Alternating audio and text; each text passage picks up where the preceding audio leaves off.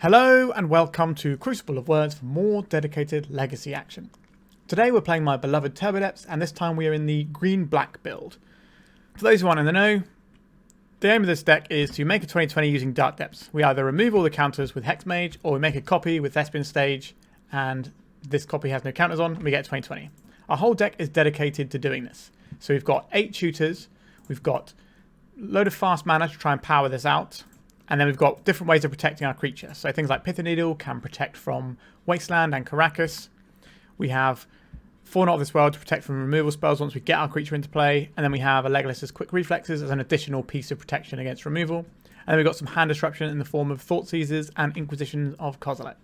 We've got a few silver bullets buried away in the land, things like Ghost Quarter, Sejiri Steppe, and these Boseijus. Some people run the 4 spirits. I run 3 spirits so I can fit a second Boseiju in, because it's such an important card sometimes. It's nice to have an extra one to go and find with our Sylvan Scrying. And yeah, that's pretty much the deck. This is kind of very much what I think is the best build of this. The only things I would think that I would be happy to change right now would be this one Legolas' Quick Reflexes in the main, and this 4th Surgical Extraction, which could be another Reflexes, or we could have some more hand disruption. But I think probably there's like 1 slot in the main, 1 slot in the board I think is a little bit up for debate right now, but the rest of it just seems spot on from the last few times I've played it. I think I got a trophy with it last time I played, so check back through my channel and find that one. It was a good league. I don't mark trophies on the thumbnails of my channel, so it's more of a surprise for the viewer. Obviously, I'm taking a little bit of a hit for clicks, because obviously people click things if you say you win a trophy. So I'm trying to make the viewer experience better, and I'm taking a little bit of hit from that on the algorithm, but hopefully you're enjoying it more and you can show some love by liking and subscribing. Also, if you're interested in this deck and the finer points of it, this is the main feature of my Patreon, where I have a very in-depth guide to this deck, all the card choices, the different ways you can do it. It's not just this deck, it's also the rainbow build, the differences between them, the pros and cons of each. It's very detailed and gets updated every month with a little assessment of the current meta, where it's at, looking at the shifting in top decks and stuff. Alright, with that blurb over and done with, let's just make some 2020s like I love to do. If you're looking to play Legacy on MTGO like me, why not try Card Hoarder? They're a rental service that I personally use, and I found them better than other rental services that I've used in the past. So why not give them a try? Welcome to round 1. We're on the play. Our hand does not make a 2020, so it's going back. This one only requires us to find 1 black mana source. I think this is acceptable. We will throw back, I think it's probably a Thoughtseize here. Mismatching artwork is a bit grim, but alright. So if we play out the Verdant Catacombs, we shut ourselves off from green mana if we go and get a swamp here. But if we get a Bayou for holding that possibility open, we need to play the Pithing Needle rather than the Thoughtseize, which I think is probably fine still. So that's what we're going to do. Let's play the Pithing Needle first, and then we can play the Thoughtseize next turn. I've got my lovely old board of Pithing Needles in the post this week, so that was quite exciting. My old board of Thespian Stages too. Okay, so this could be... Okay, no, we're looking at a combo deck here. Playing out the Lion's Eye Diamond is interesting, because it does change how we approach this one. But, alright, let's Thoughtseize our opponent first, and then we'll just play a Dark Depths. We're not really worried about Wasteland now. So if we Thoughtseize first, we get to do better stuff with our Pithing Needle, but the downside is a lot worse for us. So what do we want to do about any of this nonsense? Yikes. Taking a force, so if they force our Hexmage, they at least exile their Echo, which is going to be their velocity to draw them into some new stuff. But if they wheel us, it's probably alright for us, because a 7-card hand is almost certainly going to be able to assemble our combo. So they're probably going to wait for us to tick down, just get another Lion's Eye Diamond, and then wheel with mana back up. Sylvan Scrying that we can't cast, because this does not tap for mana. Awkward. We just need to draw any mana source, which is the most abundant thing in our deck, and we haven't got there. It's okay. These things happen. So we're going to see another... They might have something else here. They might get a Lotus Petal, so they can cast Grim Monolith into Grim Monolith if they've got like untapped shenanigans, or they want to build Storm. Like, these are technically +1 mana each time you... So this one will be +1, another +1. So they will net some mana doing that. Or, well, actually, they'll end up with the same mana they have, right? So they have 2 mana floating if they get a Lotus Petal. And this will give them 1 mana, which then gives them this, which gives them another 1 mana. So yeah, so they're about the same mana either way, but they'd have monoliths in play for potential storm or untapped shenanigans. Alright, so they went to get a Chrome Mox instead, and they're imprinting the Veil. So they are doing the monolith line. This is pretty much the same as the Petal, except if they get this, they can remove a Veil from their deck when they start doing wheels. Alright. I believe I'm about to draw 7 cards. Okay. This does get us there after a fashion. We can also crop rotate for a Bojuka. No, we can't actually, because the Bojuka Bog's in our hand. Let's see if our opponent has some more action here. This is a matchup that we are generally expected to lose on the first game, but then our post-war games are very good. So we'll see how things pan out for us. So we can crop rotate into Urborg and play Hexmage, and then Thoughtseize our opponent, if we get a turn. Could be a little while though. Alright, I'm just going to clean up. Interesting. We might have to make a decision about our Bojuka Bog, depending on what they put in their graveyard. So if they're putting Echo Vions in their graveyard here, we might want to exile them. Okay, they did not do that. So we're probably going to be Thoughtseizing our opponent here. Problem is, we have to fire this off first as a crop rotation. We know they have Force of Wills in their deck, and they can hardcast a Force of Will here. Alright, so we're getting Force of Willed. That's pretty terrible news for us. This is just a black mana that we can use next turn to actually start messing with our opponent's hand. The other option we had there was to go slower and Inquisition our opponent first. But again, we just need 1 black mana here. I think we have to go for the big play because we're probably not going to get many turns. I wouldn't fault someone for Thoughtseize in there and just playing it slower. A Voltaic Key. Yeah, we suspect they had them in the deck once we saw the Grim Monoliths. Still nothing. Right, let's Thoughtseize our opponent here. We're not doing anything, but neither is our opponent. Chrome Mox, Force of Will, Thassa's Oracle. Interesting. I guess we take the Force here, so that we can actually play our game plan if we can find the thing. We'd have an Otawara to get through as well, but the Not of This World should cover that. We just need a mana source. A black mana source, I should say. Mox Opal. So we knew what they drew for turn. They didn't have anything going on. They could just play the Thassa's Oracle to scry. Yep, that's what they're doing. Are they going to choose a card, or are they just going to choose no cards? Okay, they chose one of the cards. Interesting. We don't really have much going on here. We can just do another... We can do an Inquisition here. Just take out that Chrome Mox. It might do something. Unlikely, but our hand isn't doing anything anyway, so... Alright, not a great start to this league so far. But this is only game 1. We've still got 2 more games after this. I have to imagine that the card our opponent put on top is good enough that it's going to do something. Okay, there's a Saga. That's fine, actually. That's relatively slow. Our opponent's giving us ample time for us to actually try and win another Thoughtseize. We know what our opponent's got in hand. It's not a thing we can Thoughtseize. Let's pass. So now they get to start making constructs, which is going to be 1, 2, 3, 4, 5, 6, 7, 8 power. The first time it attacks, it'll be 10 power. Possibly 11 if they have a Shadow Spear. So that's going to get in us pretty quick. Lorien revealed. They're drawing some cards. We've definitely hit an unlikely fail rate in our deck here. I'm playing the Otawara. That means they might have another one. Paradoxical outcome. Sure. Our opponent has 18 cards in hand. And a reasonable amount of mana floating as well. Got 2 mana plus what they got in play. So... let's see how this works out for us. Right, they're redeploying all the artifacts we saw already. They've also got a bunch of stuff to go with it, so we're going to have to see what that stuff is. The One Ring. Okay, that does some stuff. And they've got a lot of untaps for this. To make a guy. Got an LED. They got another key this turn. Then we're probably dead. But they got 28 cards left in their library and 9 in hand. Interesting they're not using the One Ring. I guess, actually no, they're going to do it in our turn, so you have to discard as many cards. That makes sense. Yeah. We've drawn a black mana. We've drawn a very good black mana as well. So let's Thoughtseize our opponent and see if we can get... No, we can't Thoughtseize our opponent, can we? Because they've got the One Ring. We're just going to cast this Hexmage. We've got another one that we can try next turn. Not that I think there's going to be a next turn.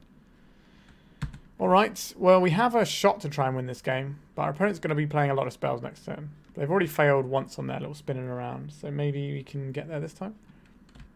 They might also have something that can disrupt our combo.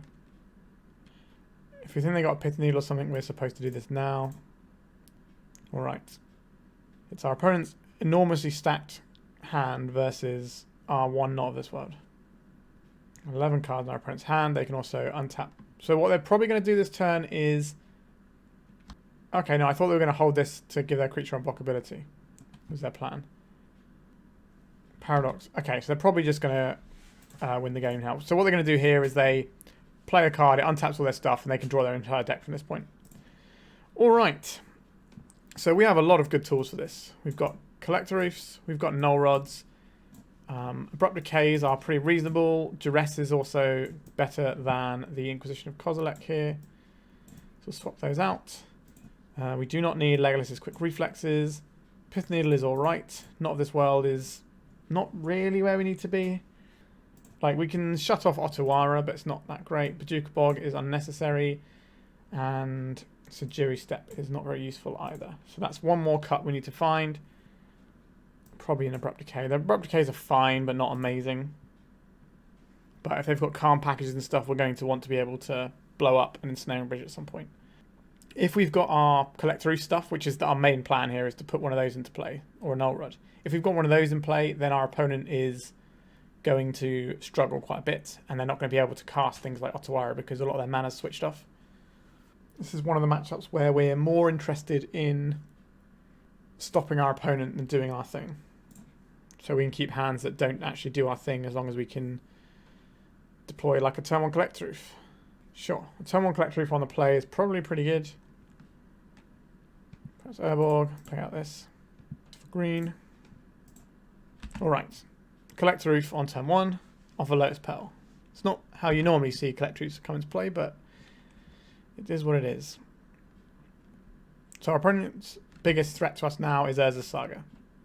But if they had Urza's Saga, they would have played it first before this Ancient Tomb. So playing out a bunch of artifacts. Okay, so we need to play this out. Go attacks, crack this.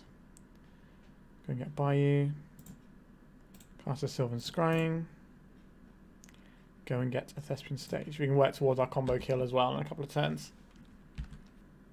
They might have Dismembers or various bounce spells. They've got a blue mana though, so that's pretty good on the old bounce spell front. There's the Dark Depths. Let's attack. I'm not expecting a Hull Breacher out of this sort of deck. I normally don't have space for that sort of thing. And keeping up the pressure is good in case our 2020 is somehow not good enough. Alright, an Urza's Saga. This represents a potential threat that can mess with us. However, because we have the combo loaded up, we should be able to race this unless they have a bounce spell they can activate. The One Ring. Sure, that's going to be a fog for a turn.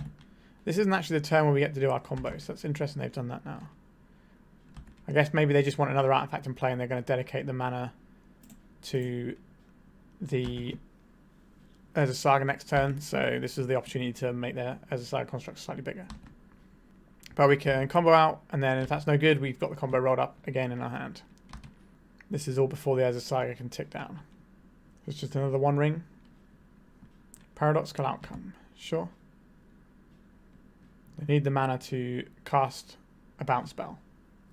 Alright, they're scooping it up. So this is what I mean about Collector Ouphes and stuff being good. Now they know we've got Collector Ouphes, they're probably going to build in Dismembers. So if we draw our Null Rods, it's going to be extra good. And really annoy our opponent, which is all we can really hope for. Do like annoying an opponent. Yeah, this sounds good. We have Thoughtseize or Duress into Collector Ouphe, and then we also have Sylvan Scrying to finance our combo. So we have most of the stuff we want here. I wouldn't mind a little bit of fast mana, but I'll take what we've got. Another Thoughtseize. Alright, let's lead off with the Thoughtseize here. Our opponent's on 4 cards over there. A Veil of Summer. Okay. Maybe we're supposed to double Duress our opponent just to make sure our Collector Ouphe resolves instead for the next turn. That's definitely an option. Manifold Key, sure. A bit fast mana again would be lovely, but we didn't have one. I think we are just going to Duress Thoughtseize our opponent here. Okay, so we'll take the Grim Monolith here. And we will Thoughtseize our opponent. And take the One Ring. And leave him with just a paradoxical outcome. And then next turn we can play the Ouphe. Or we can just try and rush to win in the game. But Ouphe... Oh, okay. Our opponent's got one card in hand. Sure, I am down to clown with this. We also have Boseiju mana available, if that's a thing that's relevant. Do you have always with no cantrips? Our opponent was not happy with that one, but like our deck is entirely dedicated to doing a thing. We had a better plan than this. Well, not a better plan, but maybe a better plan, but not a quicker plan. Yep, so I want to know, this is what I mean about this matchup being very good from the board. We just have 4 haymakers who just completely blow the matchup apart, as well as some disruption from the Thoughtseizes. Alright, let's go to round 2. We're on the draw for this game. Our hand does not really do the things it needs, so we're going to mulligan. Not a fan of this one either. I guess we're on 4. Alright, this is the best one so far. Dark Depths, Urborg, Forest, Crop Rotation. Like, this wins us the game on turn... Well, we can make a 20-20 on turn 3. Right, so we're looking at a Cradle control matchup, which is normally a pretty good matchup for us. Now, I guess it could be Cloud Post is the other option. Those are basically the 2 main decks that run Once Upon a Time. And Endurance. That's a fair one to get, because obviously, if we're mulliganing this low, we're probably looking for specific pieces, so we could be on the Reanimator spectrum of decks. Allosaurus Shepherd. That does not really impact what we're doing, which is nice. We also know that we don't have to worry about counter spells in a matchup like this. 1, 2. Let's play 2 mana. And then Crop Protect. So if we play the Urborg out, next time we play the Dark Depths, we tap black, then we use the Spirit Guide to Crop Rotate the Urborg into a thing. Yeah, so we can go on turn 2 here with this hand. So let's do that. They might be able to Endurance to block for a turn, but that's not the end of the world, because they're going to struggle to remove a 2020 Indestructible. Alright, that's not great for us. What do we do about this is the question. I think we are Crop Rotating here. I think we have to get a Thespian stage. We at least have our combo, we just need to draw mana there. There's going to be some sort of mana dork, I believe. Could be a Green Suns for a mana dork, but yeah, there we go. We take 2 from the Shepherd due to Exalted. Hexmage is not quite the one we're after. So we play the Dark Depths out. That way, if we draw an Urborg or a piece of fast mana, we can go next turn. We've beaten 1 Wasteland. So they have another. Elvish Reclaimer. This can find a whole heap of annoying things for us to deal with. But they will come in tapped. So if we can find the fast mana or the Urborg, we're away. Yep, we'll take 2 this turn, that's fine. Did not find the fast mana we were hoping for, or the Urborg. So now things get a little bit sketchy, because this can start pulling out lands. We do get to see what they pull out before they do it, before it untaps, because it comes in tapped, so we can at least have a slight bit of warning.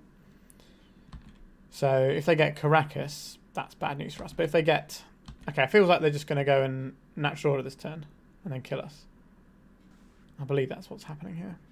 So the Collector Ouphe will be doing +5 on all their guys. That's 5, 10, 15, 20 on its own. As long as the Collector Ouphe isn't in their hand. It wasn't in their hand. Okay. Yeah, we mulled to 4. We were still pretty close, to be honest. This is a matchup where I would like some Abrupt Decays. The Pithing Needle on Wasteland is fine. Pithing Needle on some of their other bits is nice. We don't need Legolas with Reflexes. We don't really need these Not of This Worlds. Actually, is a Legolas' Reflex slightly better than a Not of This World? I think it is, because it lets us kill the chump blocker, which is kind of one of the things they're trying to leverage. Do we want a Bojuka Bog or not in this matchup? And what would we have instead of that? I think this is fine. This is how I would normally go in. Alright, this one does get us there. It's a little bit slow. I think we can do better.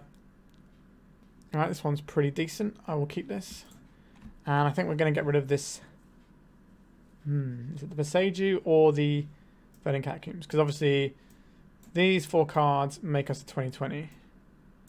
We're going to want green mana. Maybe it's just the Verdant Catacombs that goes and we use the Boseiju for green mana. I think that makes sense.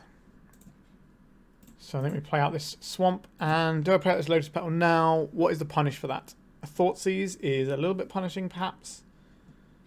but not the end of the world. What removal they're going to have? I think it's fine. If they want to force a Vigor this, it's not a thing that I'm expecting them to really be trying to lean on. So next turn we can make a 20/20. But if we have to do an emergency Abrupt Decay, we're at least ready for it. A Thoughtseize. So we're going to lose the Vampire Hexmage here. A Pithing Needle. Okay, I like this. Put this on Wasteland. We know they're running Wastelands. Then we can play this Dark Depths out. This gives us draws of Crop Rotation or Thespian Stage. Sylvan Scrying will take a little bit longer, and Vampire Hexmage is also fine here. Going to take our Abrupt Decay. Understood. So clearly they're going to play something they don't want to be decayed. Not necessarily this turn, but soon. Thoughtseize of our very own. Sure, let's make sure there's no natural orders ruining our day. Green Sun Zenith, Elvish Reclaimer, Fiend Artisan. Which of these is most annoying to us? Interesting. Is it the Reclaimer? Because that kind of makes their next turn only one play, and obviously Reclaimer can get a lot of annoying stuff going on. I think that's probably the one. Am I playing Boseiju out? Or do I need it to blow up a Caracas or something? I think we're going to save it in hand. It's nice to have as an emergency. Right, here comes the Fiend Artisan we saw earlier. We're going to Green Sun Zenith for a Dryad Arbor. So they're setting themselves up so they can try and mess us up with a natural order soon. An Urborg. I guess we can start removing counters from our Dark Depths that way. But feels like we're just not quite getting there. Normally a matchup I'm more than happy to play against. I don't think they've got a lot of game into us.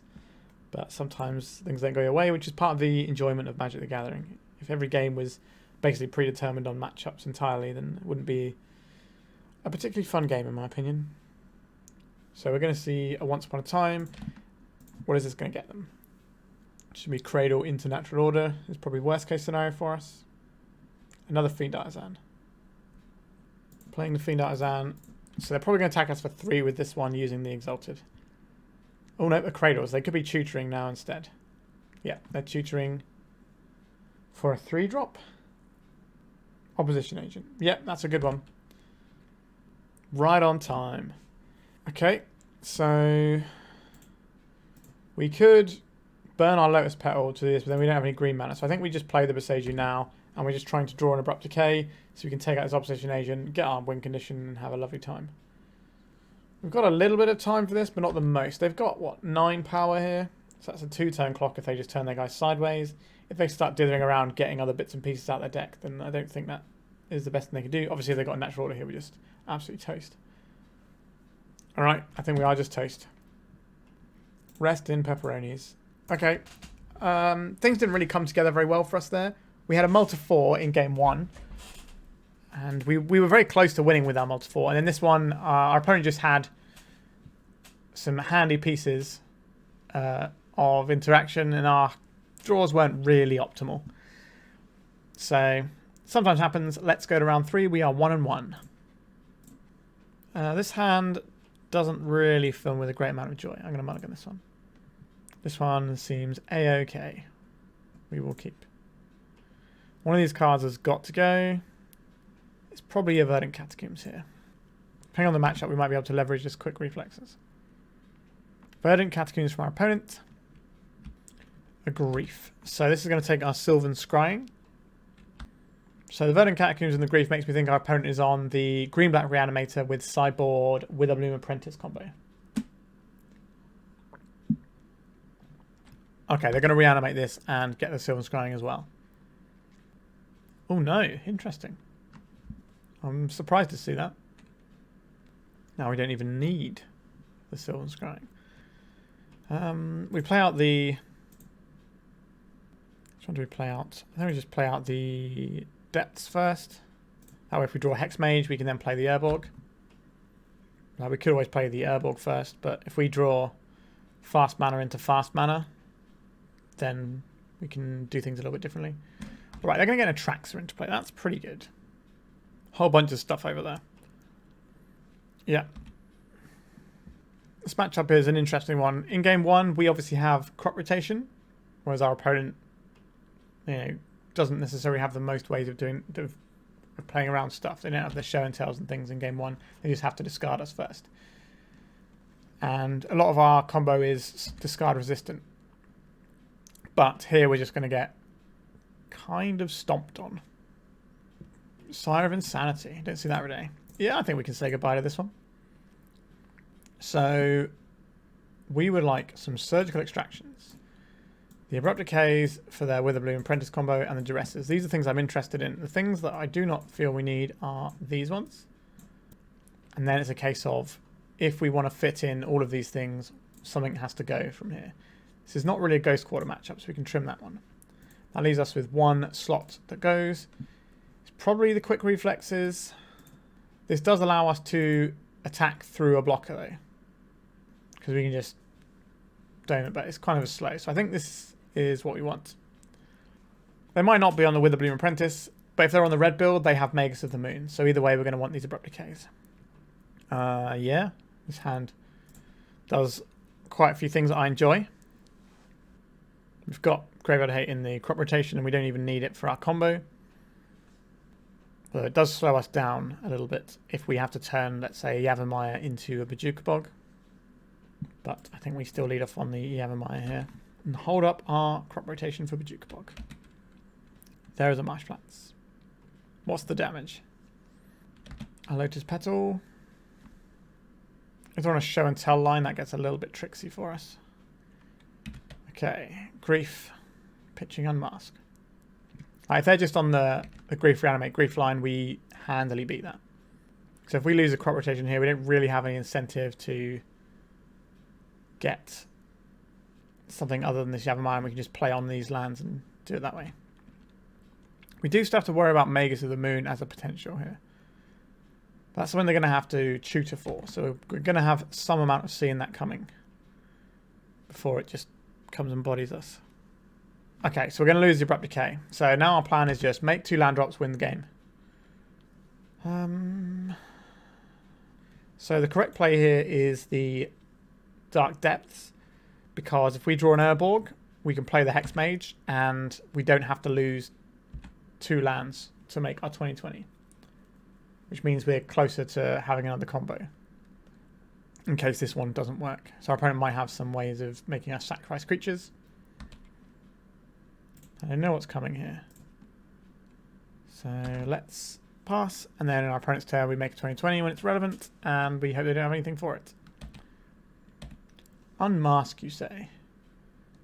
Sure. And let's see. So they just did that so they get more information about our deck and how we sideboarded. Do I think the Magus of the Moon plan is something they're on? I think we may as well have these in there for it. Something else you could run for this matchup would be the Veil of Summers. Alright, what do we have here? We have access to a 20/20, possibly. We have some disruption for their combo. They are beginning the game with 7 cards in hand. Is a single piece of Graveyard Hate good enough to beat a reanimated deck? Probably not. Alright, this is a better hand. We'll keep this. If they spend turn 1 like messing with our hand, then we at least get to mess with theirs. Alright, this is good news for us. So we'll play the Urborg out first. We will cast an Inquisition. So we don't want to hit any big monsters if that's all they've got in hand. But this hits all their reanimation spells and stuff. Right, so now they're Entombing Response, which turns on our surgical extraction because they can't discard us before we get a chance to extract their guy. What have you got, opponent? Dark Ritual, Exhume. Interesting. If we take the Dark Ritual, then we might be able to get them to expend their Exhume and we can surgically extract it. If we take the Exhume, they just hardcast this Grief, which is actually kind of more annoying, so I'm going to take the Dark Ritual. Because we want them to expend the Lotus Petal and Exhume, and then if they draw a black card and they have the Grief, then sure, we have to just exile this anyway.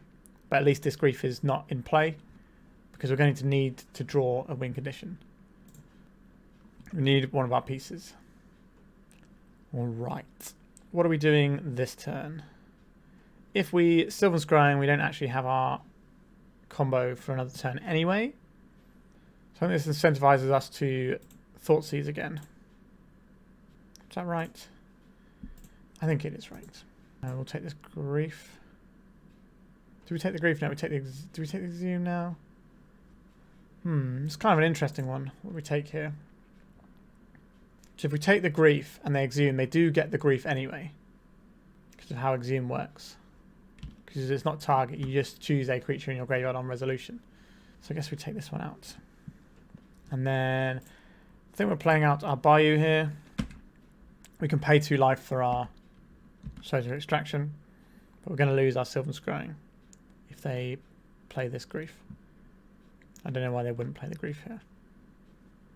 If we'd have Thoughtseize first, we could have taken the Grief. So if we'd have sequenced our spells differently, we might have been in a better slot. Just get rid of Atraxa from our opponent's deck. I've got one in hand, no more in the graveyard. They're on a Shallow Grave build, or they've got 1 Shallow Grave here. 3 Archons of Cruelty, that's the scariest one. They do have 2 Makes of the Moons. Okay. So we're going to lose the Sylvan Scrying now. So we've got a few turns to draw stuff. We've got a lot of cards on our deck that help us out here. I think we play out our Dark Depths and then pass. Like, at least we have Makes of the Moon covered. And then we just draw the Thespian stage and voila. So there's 15 cards we could draw that win us the game there, because we have 8 shooters and 4 of the Thespian stage and 4 of the Hexmage. So that's 16 total. We've only been through 1 of them. So, all right, another match. Again, this is a matchup I'm pretty happy to play against. So we are now 2-1. Let's go to round 4. Well, this hand has a lot of things we want, but it doesn't have mana, so we're going to send this one back. What does this one do? We don't have any access to Dark Depths, so I think we have to mulligan this one as well. Okay, this one is fine. We'll keep this. We can get rid of a Sejiri Steppe and probably the bonus, well, one of our bonus Dark Depths. So we care about Dark Depths getting wastelanded less than other things, so we're going to play out the Dark Depths first. And then turn 2, we can go black, black, use this to crop rotate into Thespian stage, copy our Dark Depths. So we have a turn 2 20/20 with this hand. I'll play out this Lotus Petal. It's not in our hand and it gives us emergency Bojuka Bog. This, if our opponent is a counterspell matchup, this could become a little bit tricky for us. Because we're kind of all in with this hand right now. A wasteland. Alright, we'll let that go. We've got another one that we have available. This time we play the Urborg out because we have 2 of those. If they've got another wasteland, we can just suck it up and enjoy that. We're hoping it's not a counterspell and wasteland matchup because that becomes more difficult for us. Alright, they're going to have counterspells. So we're looking for a Thoughtseize before we try and cast our crop rotation ideally. Or Inquisition of Kozilek, something like that.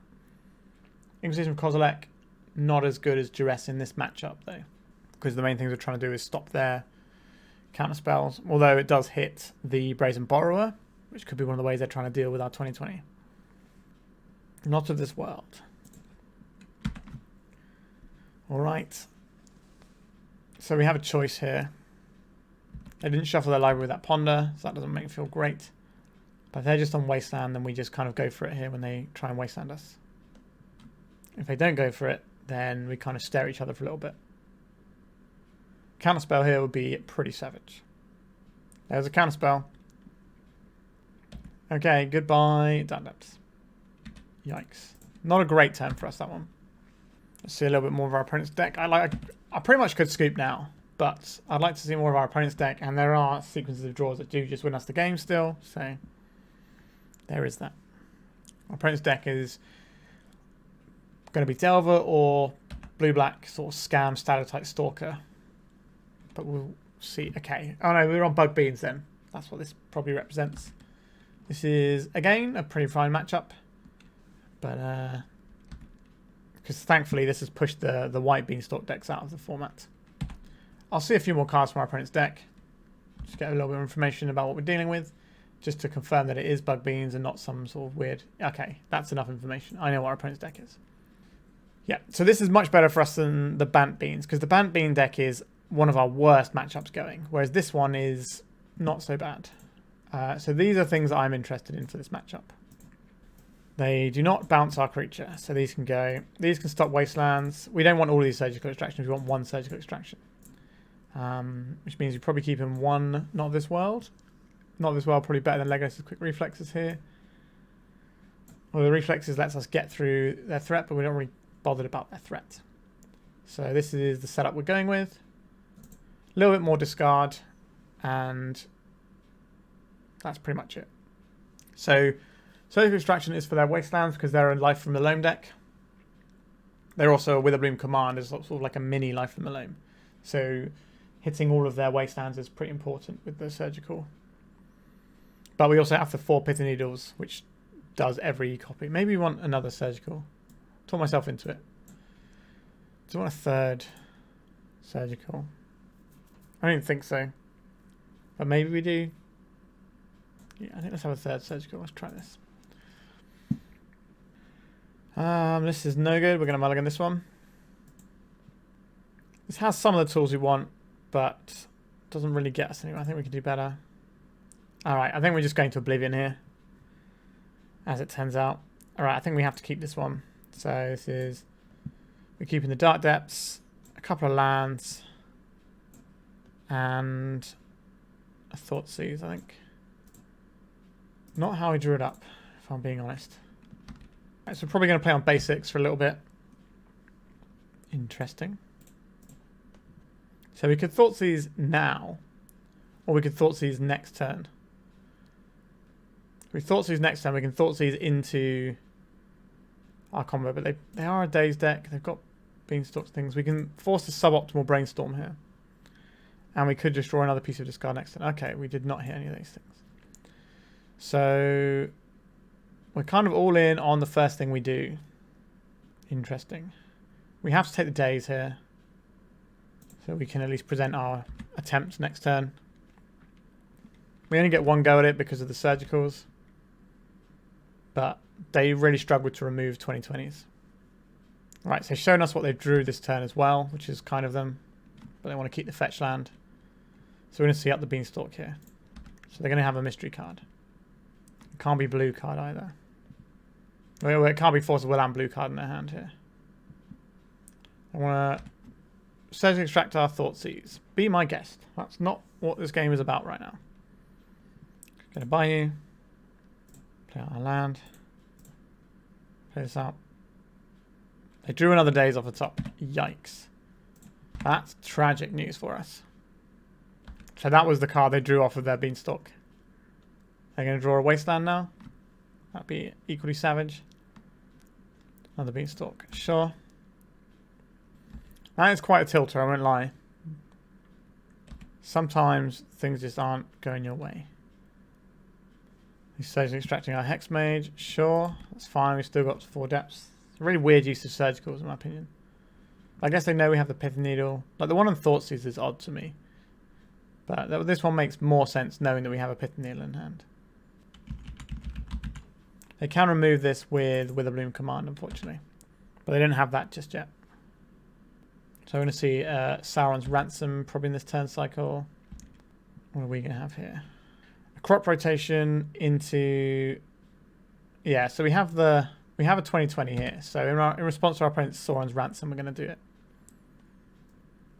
Let them tap their mana down. Oh, they had another counter spell. Yikes. Yeah, our opponent's rips here have been absolute god tier. We can string together this win. I don't really want to play against Leovold because that's a clock. Force of Will is really annoying as well. Let's give them a very tempting pile of Leovold Ponder. We're kind of separating the Force of Will and the Leovold. We don't want to give them both of those. Alright, so they took the Leovold. So we can resolve our spells when the time comes. But yeah, that's pretty brutal. The beans have been kind to our opponent. There's the Ponder. They find land, they play a Leovold, they have a threat. Puts a clock on the game for us. Alright, even better, they've got a Murktide. Okay. Clock established. Yep, Murktide that draws them 2 cards. Sure. Boseiju. We play this one out in case we draw a Thespian stage next turn. We have 1 turn to draw our thing. And our opponent's got many, many cards right now. I feel are... We had 2 windows to win this game. Our opponent had 1 mystery card in the first one. They had a few mystery cards on the second one, to be fair. But we did the best we could. Yeah, so normally, the only real interaction this deck has with us is Wastelands and counter spells, which is normally something we're pretty good against. But was not to be today, unfortunately. Okay, how big is this going to be? This isn't going to be lethal. So we still get another turn. But is our life total going to be so low that 2 creatures is enough to kill us? Turns have 12-12 and a 7-7. Okay, so we're not technically dead. Are we? No, we are dead, right? If we make a 20-20, we're just dead either way, right? Yeah. Yep, our deck was not really helping us out there. We had to mulligan quite aggressively again. So our deck is one where if we keep a 7-card hand, we probably win the game. Like, our odds of winning off a 7-card hand are very high, because that just means we've got our combo and protection and disruption and stuff. And the lower we go, the harder it gets. And sometimes you end up mulligan to a hand that doesn't quite get there anyway. And then if your opponent can have the exact right things to pick you apart. Yeah, a bit unfortunate on that one, but we're going to the final round now. So I think that's the... We're looking for the 1... For the 2-3? No, 3-2 we're looking for here. Alright. This does have our combo available to us. We'll keep this on. Here we go. Bayou, Sylvan Scrying, turn 2, Petal, do our thing. Or we can slow it down a turn and play a Pithing Needle. We're on the play. So I think the Pithing Needle kind of interests me. Like, we can throw both of these pieces of fast mana into a Sylvan Scrying if we want to. But I don't think that's the optimal play here. I think it's Bayou into Pithing Needle. 5 cards from our opponent. Okay, maybe I'm off of the Pithing Needle line now. And I'm more about trying to do things quickly while our opponent pieces together what they have to. 4 cards. Yeah, so I think the play here is Verdant Catacombs, Sylvan Scrying for Dark Depths, turn 2, make Marit Lage. We might find a better use for our Pithing Needle in a second. Let's go and get Dark Depths. And next time we can make a Marit Lage. So hopefully our opponent doesn't just have us Deadsville over there. A Wasteland. Into Ether Vial. Alright. That's not what I was expecting. Would have loved some more mana, but given what's on board right now, am I just going for it here? If we go for it and they have like Plow, we're just done. We could Thoughtseize and Pithing Needle. We could just play Pithing Needle on the Wasteland. This is a tough one. 3 cards in hand. They'd have to have either white card Solitude or Plains Plow. I think we go for it here. Like, the downside here is obviously enormous. But our opponent might not have a lot of time, might not have the ability to answer this right now. If we'd have had another land that we could play other than Dark Depths, I think I'd go for the Thoughtseize Pithing Needle line. But the fact that we can't do Thoughtseize and Pithing Needle in one turn makes me think we're just playing this out. Alright. Ether Vial, Wasteland. Is that Death and Taxes? I don't know, but they're probably going to be a deck that we want these Abrupt Decays for. And they're probably not a Bojuka Bog matchup. So we're probably going slightly slower in this matchup. So maybe we're looking at boarding things like the Elvish Spirit Guides out. We're going to want all our protection against white removal. Inquisition is better than Duress most of the time. Do we want another Swift Reflexes is the next question for playing the slower game.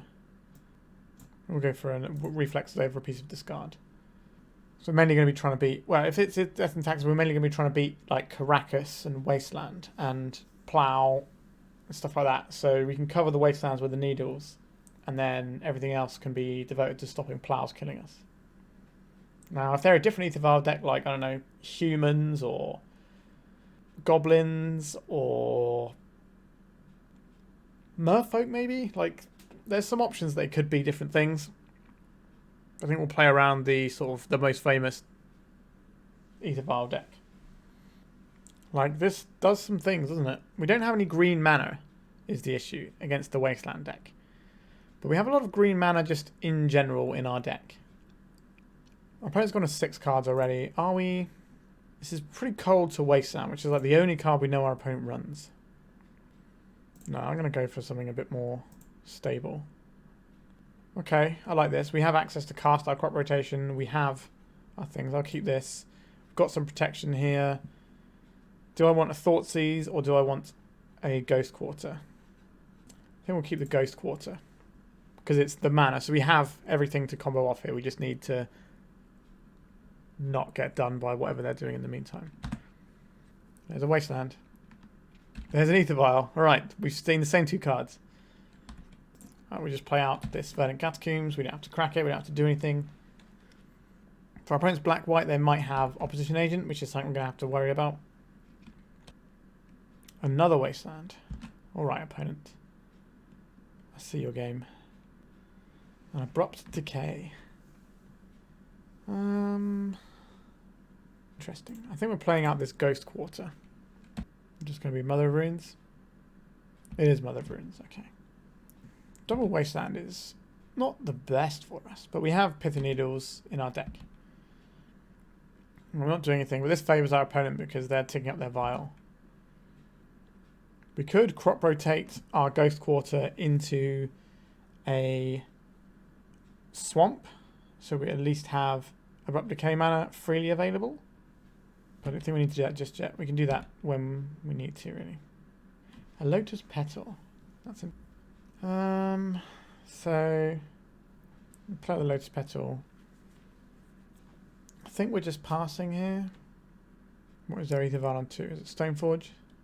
Nothing. Alright, they're just testing. I think we should have crop rotated last turn. Just going to get our swamp. Caracas. Jeez. Thalia. So now we need the Ghost Quarter to deal with the Caracas. Yeah, things are kind of mounting up for us, aren't they? Ghost Quarter there, Wasteland, they fire it off. So we need to Ghost Quarter the Caracas. Yeah, it feels like they're getting the screws in on us here a little. Thoughtseize isn't really what we want. We're going to get a Forest here. We'll play Thespian stage. If our opponent Wastelands here, we can copy the Forest. And we might be able to get 2 Wastelands out of our opponents with this Thespian stage. Which is something at least. We can Abrupt Decay Thalia or this Ether Vial if we care, but it's not really about that right now. It's about this selection of lands our opponent has. All 3 of them are a bit of a doozy. Yep, now they've got a clock as well. I would like to find a Pithing Needle. Inquisition of Kozilek, you are not a Pithing Needle. If we play out our Dark Depths, does that help us out at all? It means our opponent doesn't get to do some of the things. Like we kind of have the Caracas beat with our Not of This World. So, although that's not, no, that is true, right? Because we have this to pay for the 1. All right, let's see if we can start a weird little war over here. If they fire off a Wasteland, we can always crop rotate. So we're kind of just in a holding pattern here, but our opponent is chipping us away and plussing their Ether Vial, which can also do annoying things with Flicker Wisp. I think our opponent has this one, but it is possible for us to get through all of this. Boseiju. Like, we need a lot of mana to do what we're trying to do here. As much as I'd like to blow up this Ether Vial. So that could also take out a Wasteland. But that just starts the fight. And we don't want to start the fight. We want to Pithing Needle and then go for it that way. We just need a lot of mana to work around under this Thalia. We also don't have any black mana to try and pick away at things like Flicker Wisp or Plough from our opponent's hand. At least the clock isn't big. It's just 2. 2 a turn. There's plenty of time to draw into what we need, in theory. Just a swamp would honestly be nice to draw, or a Verdant Catacombs. Another Dark Depths. That's interesting. Do we start a fight over the first one and then deploy the second one? Okay, maybe we're going to start a fight soon. Because we are running out of time. In comes time. So if we start a fight here. Alright, let's try this. So we need to keep open green mana here. I'm going to lose our Lotus Petal to do this. So we kind of want them to wasteland the Dark Depths ideally. Right, so we keep this one. Now they'll wasteland this. They would like to wasteland that, would they? And crop rotated away. So if we get a Thespian stage, they probably just snap off a removal spell straight away. So I think we're going to get this swamp that we need. Do we get an Urborg here? I don't think so. I think it's just a swamp. And then what we can do is... What's going on here? Are they going to surge to extract our Dark Depths? Samwise the Stout-Hearted. Sure, they're going to pick up this wasteland. This game feels very over to me, but we're kind of just going through the motions a little bit. Maybe we're supposed to just try and wait for a Pithing Needle. Samwise is definitely an annoying one, though. Thoughts, is that what we're doing? Or are we Abrupt Decaying their... I think we're going to Abrupt Decay their Vial. They got Flicker Wisp here. That's pretty good if they do. They do. So they can flicker their Vial. Oh, they're going to flicker Samwise the Stout-Hearted, which will get back the Vial. So it's kind of the same thing. Or are they going to wasteland us now? So the one difference this does is it gets them further into the ring room, or whatever it's called. So we'll get them to start looting. Is that wasteland again? It's kind of nice to see Samwise doing something, because this card has always been pretty bad when I've played with it or against it for the most part. So it's actually doing something here, which is nice to see. But right. Just looting away that Ether Vial. They don't really need to cast any spells, they've already got enough power in play. It's interesting they didn't attack with their Flicker Wisp. Sylvan Scrying, you say? 3, 6, 7. So they just have us dead on board, actually. Let's just go to game 3. On the play, I'm more interested in having this Inquisition back. That's more exciting to me than this extra Abrupt Decay. And then we'll ship in like this. They haven't shown us any like Magus of the Moon stuff, so I don't believe they're on the like red-white taxes. Right. Our hand, we can play a Pithing Needle on Wasteland straight up. And then we're pretty close to our victory. Our glorious victory. We've got the crop rotation. That'll help too. Place one out. No. Pithing Needle, there you go. I don't believe we need to play out this Lotus Petal. They're not going to play a Thalia on turn 1. But they could have like March of the Worldly Light or something to take it out. No Ether Vial, that's good. That means they can't just hold up mana disruption. Let's have a little peek at our opponent's hand here. Swords to Plowshares, March of the Worldly Light, Flicker Wisp. Okay, so we'll take the March of the Worldly Light. And then we'll pass. There's a port.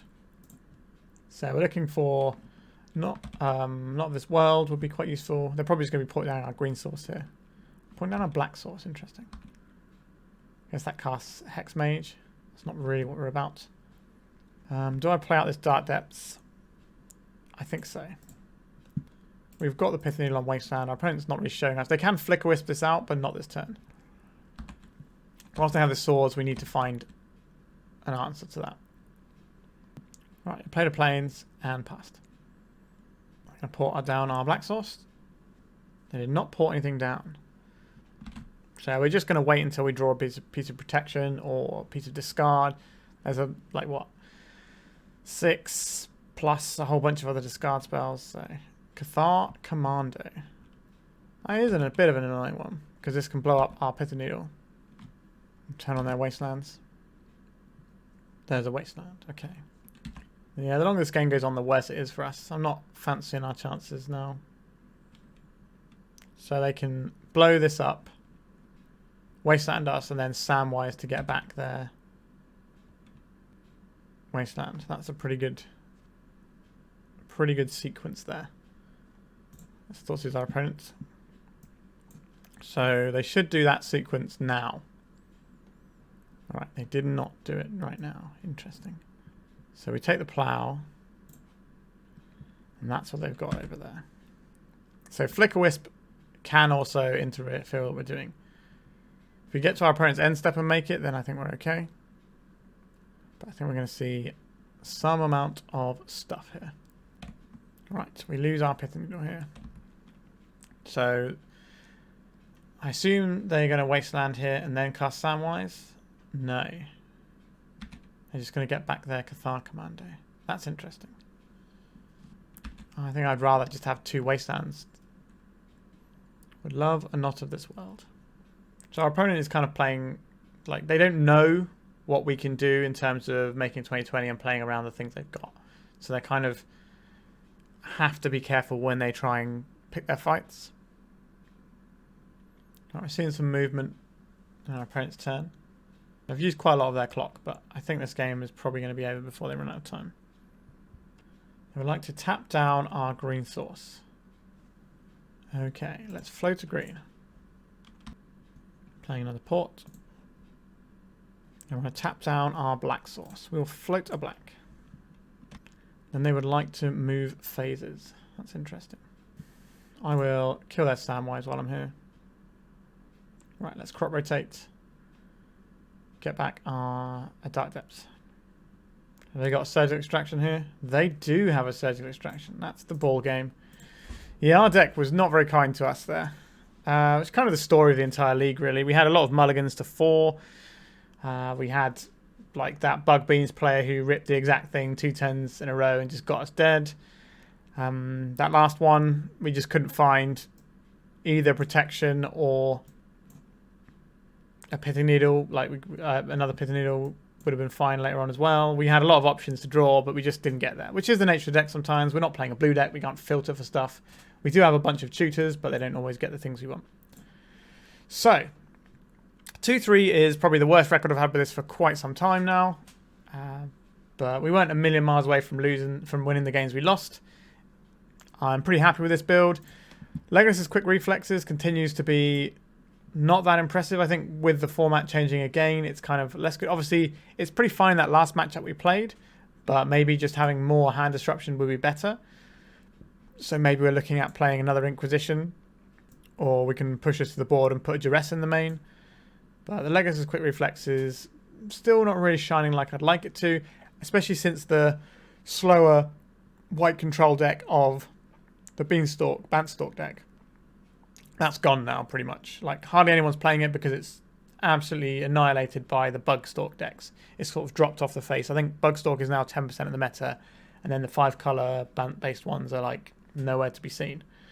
So, which is good for us because that's a matchup that is horrible, that's gone.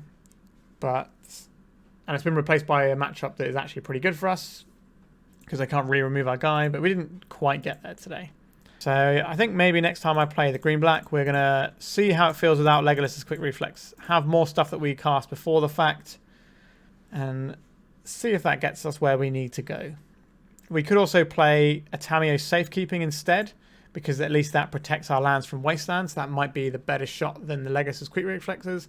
Obviously the split second is nice, but the split second was mainly useful because of the control decks, right? So we had these control decks where they could counterspell our protection spell. We don't have to worry about that against things like Death and Taxes and initiative style decks. Stuff with white removal, that is what we really want it for. Especially like Death and Taxes, which has the white removal, it has the Wastelands, and it has the Caracas. So, yeah, a few little bad beats here and there today, but all in all, relatively happy. I don't think the 4th Surgical Extraction made much of a difference. We obviously won the Reanimator matchup, but we didn't really need it, to be honest, to win that matchup. The way it sort of played out, like the Grief Reanimate, Grief lines just don't beat this deck, which is why I think it's quite a good one to pick at the moment. So yeah, if you'd like to have a look at the ins and outs of this deck and the logic behind all the card choices and things and other various options that are available of this deck, as well as even a budget, I have a budget version of this deck that you can play, like a whole guide to playing this on the cheap is on my Patreon for free, because putting a budget guide behind a paywall is ridiculous. But if you want the big, full, in-depth, monthly updated version of the primer for the full deck here, then that's on my 2020 specialist here on there. So if that interests you, by all means check it out. But most importantly, just like, subscribe, watch my stuff, and keep playing Legacy, because it's a wonderful format that I adore a great deal. Alright, thank you very much for watching, and goodbye. If you'd like to support me in the channel, please check out my Patreon. It has a free guide to budget Turbodepths, as well as 3 tiers of support. A low cost one that enters you into my monthly raffle for a free donation deck on the channel, a mid-tier subscription that gives you access to my detailed Turbodepths guide that is updated every month as well as regular articles, and lastly the higher tier gives you all of the above as well as a monthly donation deck for my channel. If you're interested in supporting the channel this way, please check out the link in the description.